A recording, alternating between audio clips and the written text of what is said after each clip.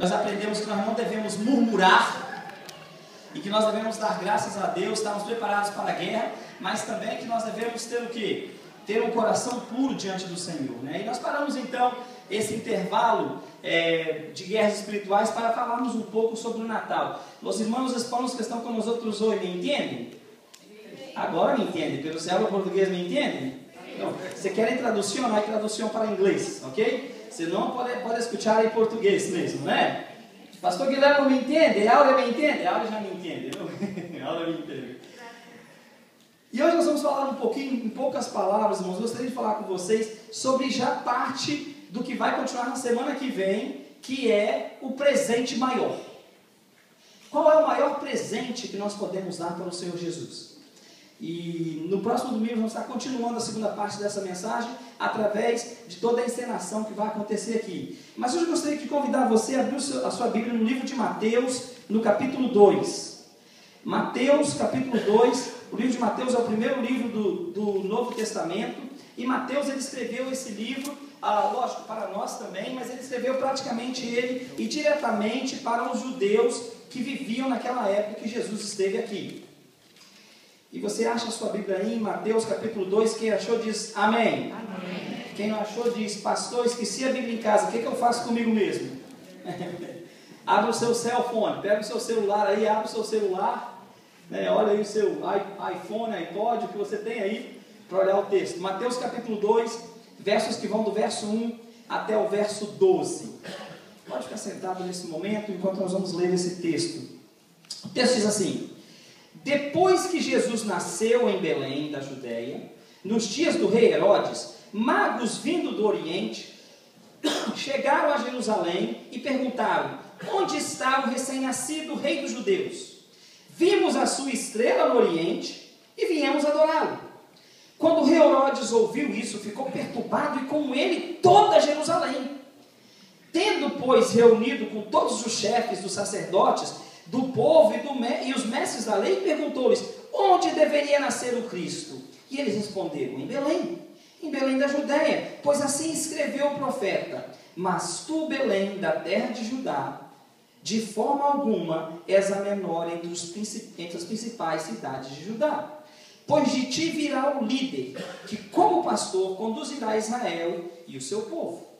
Então Herodes chamou os magos secretamente e informou-lhes tudo o que ele tinha aprendido a este respeito. E do tempo exato, ele perguntou: quando vocês viram essa estrela? E que aparência ela tinha? E quando ela apareceu? Enviou-os, pois, a Belém e disse: vão informar-se com exatidão sobre o menino. Logo que o encontrarem, avise-me, para que eu também vá adorá-lo. Depois de ouvirem o rei, eles seguiram o seu caminho. E a estrela que tinham visto no Oriente foi adiante deles, até que finalmente parou sobre o lugar onde estava o menino. Quando tornaram a ver a estrela, encheram-se de júbilo. Ao entrarem na casa, viram o menino com Maria, sua mãe, e prostrando-se, o adoraram. Então abriram seus tesouros e lhe deram presentes: ouro, incenso e mirra. E tendo sido advertidos em sonho para não voltarem a Herodes, retornaram à sua terra por outro caminho. Senhor, nós te damos graças, ó Deus, pela tua palavra agora lida aos nossos corações. Nós pedimos, ó Deus, que as palavras da nossa boca e a meditação do nosso coração sejam todas em louvor a ti, que o teu Espírito nessa noite fale aos nossos corações. Ensine-nos, ó Deus querido, um pouquinho mais sobre aquilo que o Senhor quer nos ensinar nessa noite. Mas, ó Pai, não que nós possamos simplesmente ouvir, ó Pai querido, mas que possamos praticar essa palavra. Que possamos, ó Deus querido, entender um pouco mais daquilo que o Senhor tem para nós. Nós te agradecemos pelo teu nascimento, porque o teu nascimento, ó Deus querido, nos deu esperança de uma nova vida. Em nome de Jesus. Amém. Esse texto da palavra de Deus é um texto tremendo, como os demais textos. Nós podíamos ir por vários caminhos nesse texto. Uma coisa que me deixa assim, às vezes apreensivo em relação a esse texto, pastor Eliel e os outros pastor Guilherme que está aqui comigo, é quando o texto diz lá no versículo 8 ou 9, que os magos ou aqueles sábios, eles voltaram a ver a estrela. Diz que eles estavam vendo a estrela sair do Oriente a estrela no Oriente e começaram a seguir a estrela, mas de repente eles foram a Jerusalém, conversaram com Herodes e depois que saíram dali, eles voltaram a ver a estrela. E quando eu li esse texto mais uma vez essa semana, eu pensei, tem uma mensagem grande aí. Sabe por quê? Eu não sei se foi assim ou não, eu quero acreditar que sim ou não, mas quando eles iam passando por Jerusalém, eles estavam seguindo a estrela. Mas para mim, de alguma maneira, as luzes que estavam em Jerusalém foram mais fortes do que a luz da estrela em si. E eles então foram atraídos para Jerusalém. E depois de conversar com Herodes, saíram, e depois que eles saíram, novamente viram a estrela. E eu fiquei pensando, meu Deus, tem uma mensagem grande aqui. Quantos de nós, Deus tem colocado e mostrado para a gente estrela a seguir? E nós, às vezes, por causa da luz da cidade, que parece melhor do que a luz que o Senhor colocou na nossa frente, nós saímos. Mas graças a Deus que Deus nos dá a oportunidade de voltarmos e continuar seguindo a estrela que Ele tem para nós. Devemos estar prontos a entender isso. Mas esse texto é interessante, porque esses magos, na verdade, eles são sábios. Eles são sábios. Eles, na verdade, mexiam com astronomia. E então, nessa época também, o que se chamava de astronomia e astrologia, tendo visto que a astronomia e a astrologia eram uma coisa só. Ou era junto uma ciência só. As palavras se parecem, né? Astronomia e astrologia. Mas, na verdade, algumas definições para você. Astronomia é a ciência exata que se preocupa com a origem, evolução, composição, classificação e dinâmica dos corpos celestes, ou seja, das estrelas e planetas. Todos eles, o astrônomo é um profissional necessariamente, não é isso? Ele necessariamente é de formação superior. E o seu trabalho inclui domínio de física, matemática, aliado a um senso crítico aguçado, de boa habilidade observacional, essa é a palavra, de observação. O astrônomo está sempre observando, ele está sempre vendo. O astrólogo, por outra vez, é diferente. A astrologia dá ênfase apenas a um certo grupo de astros. Ele busca identificar uma relação entre suas posições e deslocamentos do céu e o destino e conduta moral dos humanos. Apenas os astrólogos constroem horóscopos e mapas astrais. Seu trabalho está ligado ao aspecto místico que o universo desperta no ser humano. E não... Raramente, não é isso? Todos eles, esses astrólogos, são também praticantes de outras artes divinatórias. Tem outros deuses, creem em outras coisas que nós cremos. É isso que nós temos hoje na astronomia e na astrologia. E esses homens, na verdade, eles saíram de lá e eles, na verdade, talvez não fossem reis. A palavra de Deus nos diz que eles eram astrônomos, eles eram homens que estudavam as estrelas. Mas no livro de Salmos, no capítulo 72, que nós vemos no começo, diz que 72:11, né? Os reis vieram e se prostraram diante dele. Daí nesse texto, o entendimento que eram os magos, os reis magos do Oriente. Os reis magos do Oriente. E na verdade, irmãos, até o século 7 depois de Cristo, a ideia que se tinha é que na verdade, pelo menos no Oriente, a ideia é que esses magos não eram 3, e sim 12. Foram 12, eles achavam que eram 12, mas passou-se a partir do século 7 pensar em 3 por duas razões. Primeiro, o que eles ofereceram? Ouro, incenso e mirra. Então, se eram 3, seriam ouro, incenso e mirra, 3 magos. E também teve um camarada, um astrônomo, que ele começou a escrever sobre isso. E ele, na verdade, não somente ele escreveu, mas ele deu um nome a esses homens. Ele os chamou de 3 nomes. Na coletânea que ele escreveu, Coletânea Esperta, esse homem chamado Beda, ele escreveu que o nome desses 3 homens era Melquior, Baltazar e Gaspar. E na verdade hoje, lá na Alemanha, na cidade de Colônia, existe um templo muito bonito. E nesse templo existe ali 3 caixões de ouro.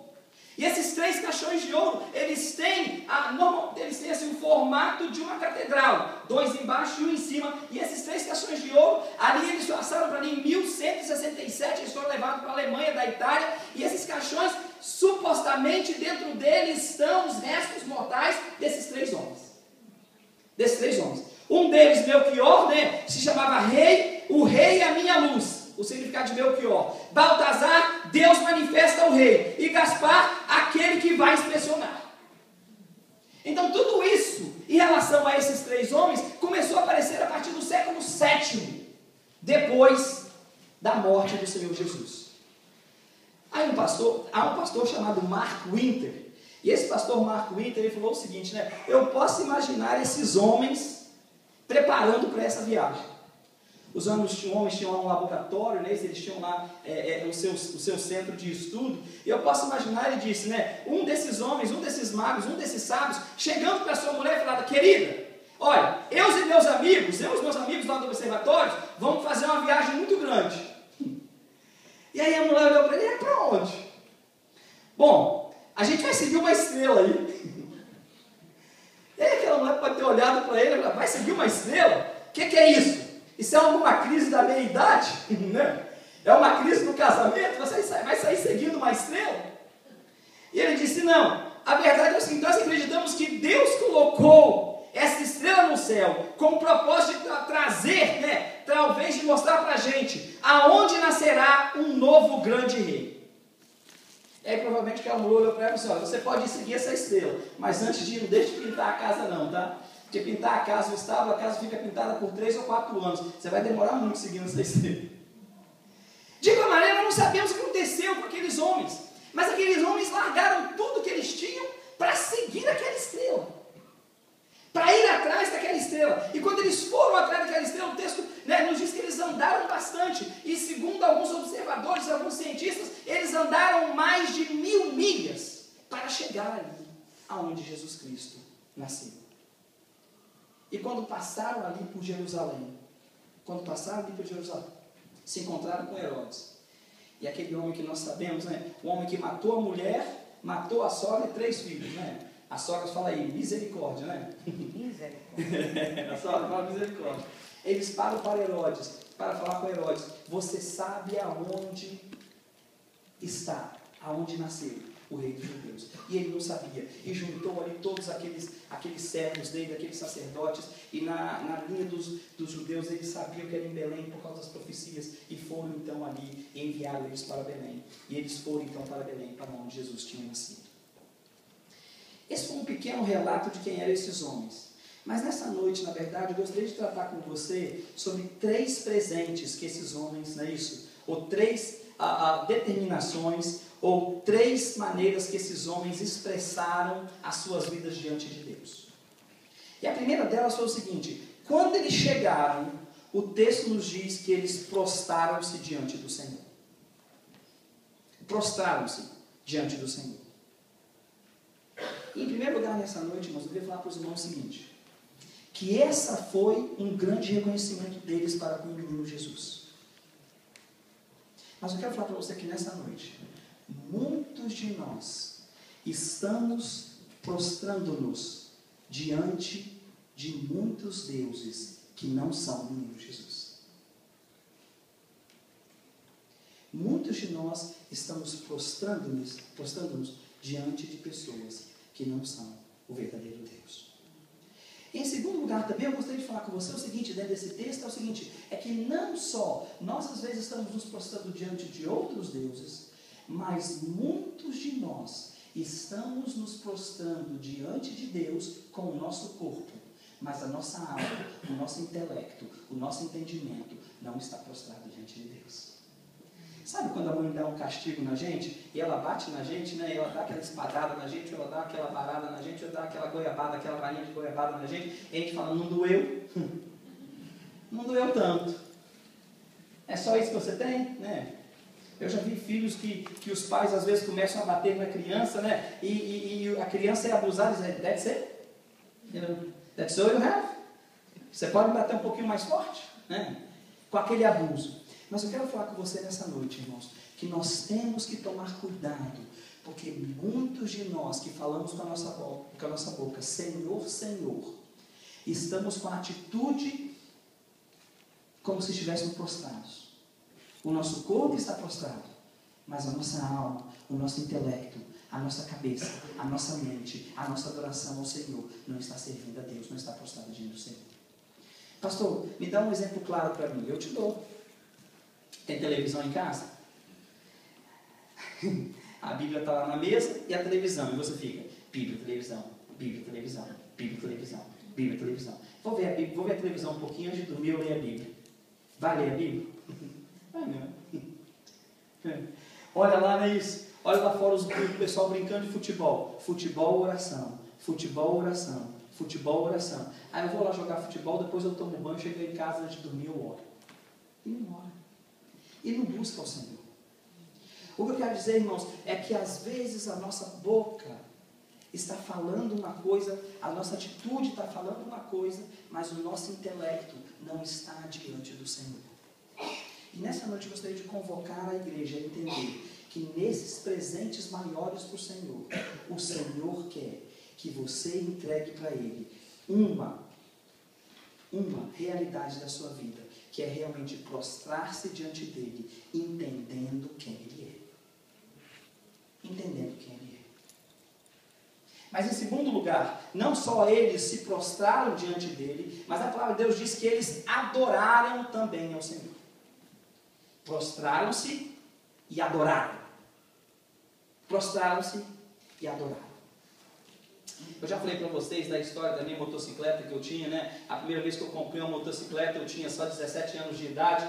E eu não sei como é que você se sente, quer dizer, quando você compra uma motocicleta, era aquela Turuna 125 da Honda. Tem isso ainda no Brasil, pastor Ariel? Não sei se tem.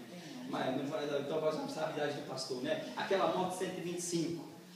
E era o seguinte, eu gostava tanto daquela motocicleta, me entende o que eu estou falando? E eu me gostava tanto da motocicleta esta, que eu la ponia para dentro de casa todo dia. E eu não conseguia dormir no meu quarto. Eu dormia na sala, do lado da moto. Como disse a bicha era importante para mim, né? Eu dormia na sala do lado da moto, porque eu gostava tanto daquela moto, que eu tinha medo que por acaso alguém roubasse aquela moto. Como é que eu ia ficar sem aquela moto? Né? Como é que eu ia ficar aquela moto? Então, na verdade, eu podia com a minha boca dizer alguma coisa, mas a minha adoração maior, ela estava naquela moto. Porque eu achava que era a coisa mais importante da minha vida. E nessa noite eu quero falar uma coisa para você. Muitos de nós estamos nos prostrando diante de Deus, mas o nosso coração não está ali. Mas muitos de nós estamos adorando os deuses errados. E o Deus que nós adoramos, principalmente nesse país, é o Deus do nosso trabalho, não é isso? É uma confusão para vir domingo à noite na igreja. Fala que não é verdade, irmãos? Tá aqui, é difícil estar aqui 7h30 da noite ou não é? Quem acha que é difícil, levanta a mão. Mas amanhã às 7 horas você vai estar no seu trabalho, não vai estar? Vai estar. E vai ficar lá até às 6, ou talvez às 6, né? Ou talvez às 9. E vai ficar lá até às 6, 7, 8 horas da noite. Ah, pastor, mas eu preciso trabalhar. Sim, você precisa trabalhar. Mas a palavra de Deus diz, buscai ao Senhor enquanto se pode achar. Invocar enquanto Ele está perto. Buscar primeiro o reino de Deus e todas as outras coisas vos serão acrescentadas. E eu não estou dizendo que buscar o reino de Deus é você estar no culto de domingo à noite na igreja, não. Porque você pode cultuar a Deus em casa, no sábado, na segunda e na terça. Mas normalmente com essa atitude que você não consegue nem vir gastar 1 hora, 2 horas com o Senhor durante a semana, você vai entender onde é que está o seu coração. O seu coração está preocupado com muitas atividades. Eu tenho que fazer isso, eu tenho que fazer isso, tenho que comprar isso, eu tenho que ver isso. E não está. Muitos estão preocupados, né, com aquilo que devem comprar lá no Brasil ou em outro país. Muitos estão preocupados talvez mais com os filhos do que com Deus. Mais com os filhos do que com Deus. Mais com seus familiares do que com Deus. Irmãos, uma coisa que eu tenho visto tremendamente, às vezes no meio de tantos de nós aqui, é que a gente fala, eu vou fazer isso, eu vou fazer aquilo, eu vou fazer isso, eu vou fazer aquilo, eu estou comprando isso, eu estou vendendo isso, eu estou fazendo. Amanhã eu vou fazer assim, amanhã eu vou fazer assado. E a palavra de Deus diz o quê? Que nós devemos pensar, se Deus quiser, se Deus permitir, amanhã eu farei isso, amanhã eu farei aquilo. Mas acontece, irmãos, que o nosso coração não está como o coração daqueles magos, adorando. E às vezes nós estamos adorando a deuses falsos. E em terceiro lugar, nessa noite, não só eles se prostraram diante do Senhor, não só eles adoraram o Senhor, mas eles também presentearam o Senhor. E a palavra de Deus diz que eles presentearam o Senhor com ouro, com incenso e com mirra. E uma coisa interessante para mim, irmãos, que nós às vezes também confundimos na adoração ao Senhor e na prostrar-se diante do Senhor, é que nós passamos a achar que o Natal é uma época de dar e receber presente. Né? Ah, eu tenho que dar isso. faz assim, às vezes na igreja tem aquelas brincadeiras, tem até a brincadeira do elefante branco aí, né? Que um vai pegando um presente, pega do outro, e ninguém quer ficar com um presente ruim, quer? Não. Na família mesmo não é assim? A gente vai ter no final do ano aquele encontro de família, você leva lá um amigo X, poxa, mas eu te dei um presente de $50, você me deu um de 10, né? Não é assim? Por quê? Porque na nossa cabeça, nós passamos a entender que Natal é para dar e receber presente. Essa semana eu saí com a Érica e eu fui ver uma apresentação de Natal, e nessa apresentação de Natal, durante quase toda a apresentação do Natal, eles diziam que Natal, it's about family. Natal é sobre a família, é você amar e dar presente e estar juntos. Em hora nenhuma daquela apresentação falou, Natal é sobre Jesus. Natal é dizer que Jesus nasceu e que Ele pode mudar a vida daquele que está do nosso lado. E igreja, eu quero falar uma coisa para você. Nós temos deixado de entender o sentido do Natal, achando que Natal é sobre dar e dar presentes, receber presentes. E muitos aqui vão chegar na semana do Natal, vão começar a usar os cartões de crédito, e quando chegar no ano que vem tem que pagar o cartão de crédito de qualquer jeito. Mas agora no Natal eu tenho que dar, eu tenho que dar, eu tenho que dar, eu tenho que dar. Porque estamos confusos. Porque não é esse o presente que Jesus Cristo espera de você. Eles entregaram a eles, né, ouro, incenso e mirra. E no próximo domingo nós vamos entender o significado de cada um daqueles presentes. Mas nós precisamos entender que o presente maior que o Senhor quer de nós é realmente que nós nos prostremos, adoremos e demos a Ele as nossas vidas, o nosso entendimento, aquilo que nós temos de mais profundo no nosso coração, aquilo que nós temos de mais precioso, que é o nosso entendimento e o louvor, a adoração ao Senhor. Aqueles sábios que estavam ali, é isso, eu fico pensando, eles talvez fossem naquela época homens bastante inteligentes, claro que eram homens super inteligentes. Eles eram homens que realmente conheciam de astronomia e eles sabiam o que estava acontecendo. E eles foram ali e prostraram-se, adoraram e deram presentes ao Senhor Jesus. Mas o maior presente que aqueles homens deram ao Senhor para mim naquele dia foi a adoração sincera de que eles estavam diante do Rei dos Reis. Eu fico imaginando, irmãos, hoje, nos nossos dias, é a mesma coisa que você pegar os maiores cientistas do mundo hoje, e Jesus nascesse, e esses cientistas chegarem-se diante de Jesus e prostrarem-se e adorarem ao Senhor Jesus. Foi isso que aconteceu com aqueles magos, com aqueles sábios. Os homens inteligentes e capazes, mas eles viram no Senhor Jesus, aquele menino comum ali, como o Nicolas estava aí, né? Um pouquinho antes do que o Nicolas talvez, mas ele viu naquela criança, que aquela criança era o Salvador do mundo, e que aquela criança era o rei que mudaria o projeto de Deus para esse mundo, que mudaria aquilo que o Senhor tinha planejado novamente para o homem, porque o homem tinha pecado e se afastado do Senhor. E nessa noite eu já vou falar para você que o Senhor também está te dando uma oportunidade. E nessa pequena mensagem que eu queria compartilhar com você nessa noite, o que eu disse para você é que o Senhor espera de você que você se prostre diante dEle, que você o adore e que você entregue a Ele presentes. E que o maior presente que Ele quer é que você seja, que você se torne um servo do Senhor Jesus. E baseado nessa palavra, eu gostaria que nessa noite, se você ainda não tem Jesus, você pudesse perguntar, né, como os magos perguntaram a Herodes, não é isso? Onde nasceu esse menino Jesus? Onde está ele? Onde é que ele quer nascer? E a resposta que eu tenho para você nessa noite, o Senhor Jesus quer nascer no seu coração. Ele quer dar você uma nova vida. Ele quer dar você um novo formato de entendimento da vida. Você quer ser sábio como aqueles homens foram? Você quer ser honrado como eles foram honrados e estar diante do rei?